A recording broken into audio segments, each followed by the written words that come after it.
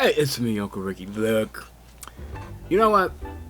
It's amazing how some people can, spend all their lives talking about, the rule of law and accountability of the individual and free and fair government.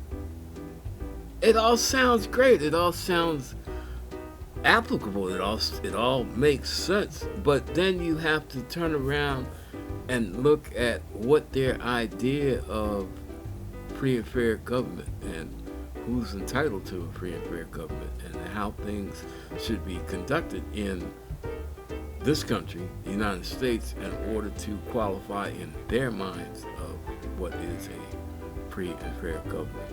And we're finding out that a lot of people, uh, like the 45th president of the United States, really only consider government by people like themselves, and everybody else doesn't matter because it's going to be our way or the highway. I mean, we see it all over. We see it all over the country with the MAGA belief that they can say what can and cannot be read in public schools paid by everybody's tax money. Uh, what who can and cannot participate in the democratic system by unfair and illegal uh, purging of the voter rolls or changing registration requirements that and not allowing previous people with felonies that have served their time and basically worked off their accountability portion of the mistakes that they made in society from ever voting again. But when the law comes around to them, when they are caught in situations where it is allegedly obvious that they have broken one or many laws, especially when it concerns who will be the quote unquote leader, whether legitimate or not, of the United States of America. Who will have the say in America and under what type of government?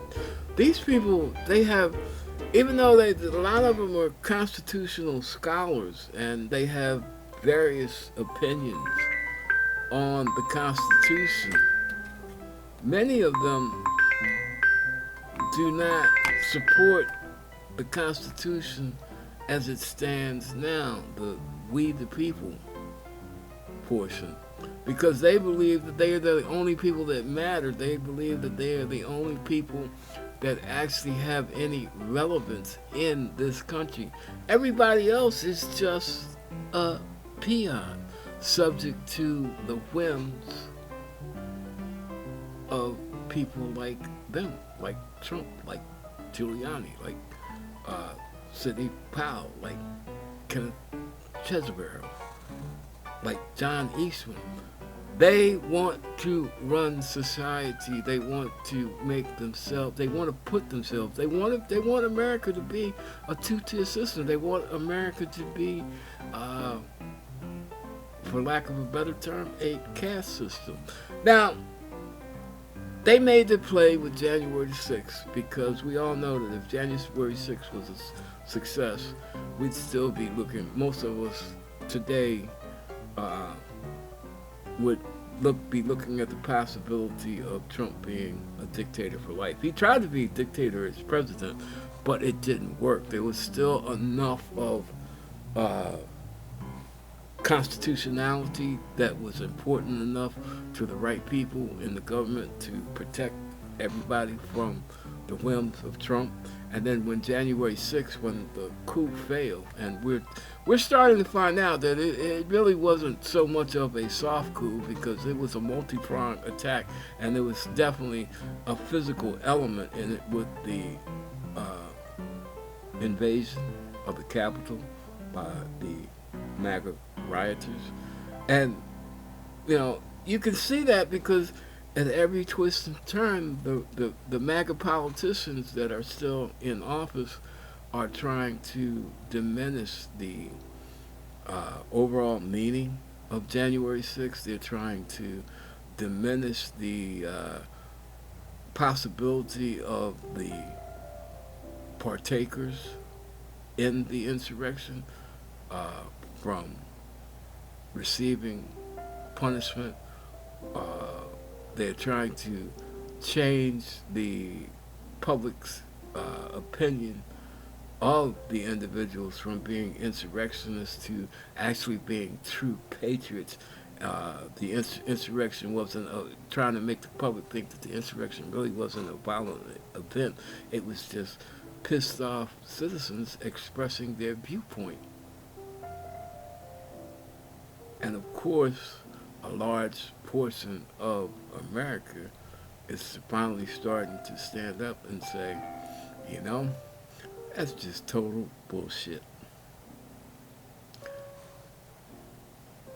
The people that supported Trump in the big lie, the people that perpetuated the big lie across the country, the people that stood in various courts on various levels 60 times trying to get individual election results overturned or thrown out via conspiracy theories connected to elections all around the country, just to ensure that Trump and Republicans ran the their ability to run the country was extended, even though the American public said, no, we're tired of you for now, get out. Even though they still held, even though they still had, nobody said do away with the Republican Party. They just wanted to do away with Trump and all of his idiocy, his just two-faced persona. Say one thing, do another, or do something knowing that it was wrong, but then double down and do it anyway just because you're Donald Trump. In other words, the laws of this country do not matter when it comes to Donald Trump and Donald Trump's clique. And now they're finding out the hard way that the laws in this country do matter. Giuliani just filed for bankruptcy. He was worth maybe $100 million 5 years ago, and now he just got hit with a defamation lawsuit, and this is the second one, where he was adjudged a penalty of $148 million. So he declared bankruptcy yesterday to hide his assets, in an effort to hide his assets, so he doesn't have to pay the 2 black women that he did defame and came inches, a hair's breadth, from causing physical harm to them by inciting and invoking ill will towards them from members of the MAGA base because of his promotion of the big lie. Now, does this say anything about the character of America? Does it say anything about our judicial system? No, it doesn't say that it's perfect. It doesn't say that it's great. It doesn't say that it's bad. It just says that somehow, through everything that has happened, it still has the ability to function, or at least the appearance of functionality. Now, some of these people are getting pushed through the judicial system at what they feel is breakneck pace, because they feel just like their dear leader, that because they are who they are, one, that they shouldn't be there in the first place, and two, they're only there because everybody hates them. They are the victims, no matter how much ill will or hate and discontent they bred to elevate themselves above everybody else. They feel that they're getting a raw deal even though when Trump was in and they were just, minions circling around the swamp, baby sharks trying to turn into big sharks, one of the main claims, one of their main platforms was the rule of law. They were willing to use the Department of Justice. They were willing to use the court system to oppress everybody else. Supreme Court overturning Roe versus Wade. They were willing to give people, they applauded when conservative justices handed out max penalties for minimal crimes, especially when they were handing it out to the poor and maybe people that weren't the same skin color as them. They applauded all of this. The court system is great as long as it is working against the masses. But now that we have mugshots in the federal system and in certain state systems, we don't think that the justice system is fair. We don't think, first of all, we don't think that we should be here because we were only doing what was best for the country, and what we thought was best for the country was another 4 years of a Republican administration under Donald John Trump. Irregardless of the mistakes that he made, irregardless of his impact on our international standing, irregardless of his impact on our domestic economy, on the international economy, irregardless of the damage that he did to the overall image of the legitimacy of the United States of America, irregardless of all the damage he did to our military alliances, irregardless of his just personal indifference to the Constitution of the United States of America. Something that he raised his right hand when during his inauguration and swore to protect and defend. Even though now he swears out that he never swore to support the Constitution. But this whole thing goes back to something that has been part of American society since day one. The haves and the have-nots. And in this case, the Republican haves, who are by majority, the MAGA base, yeah, most of them are illiterate, most of them are poor, most of them are, basically seeking an identity through a political platform that puts down everyone that they normally already hate because they blame them for all the problems that they have. Much like Hitler started the Nazi party. He gave them things in common to hate, things in common that they could blame for their own shortcomings. Trump did the same thing. He used the racism, he used the xenophobia, he used the misogyny to give common people that basically were like, everything is against me. They aligned with Trump because they thought Trump was going to make everything all right for them. When Trump's only concern was making everything all right for him, not even his family, but for him, himself. Not America, not the citizens of America, but the elevation of Donald Trump to supreme whatever ruler.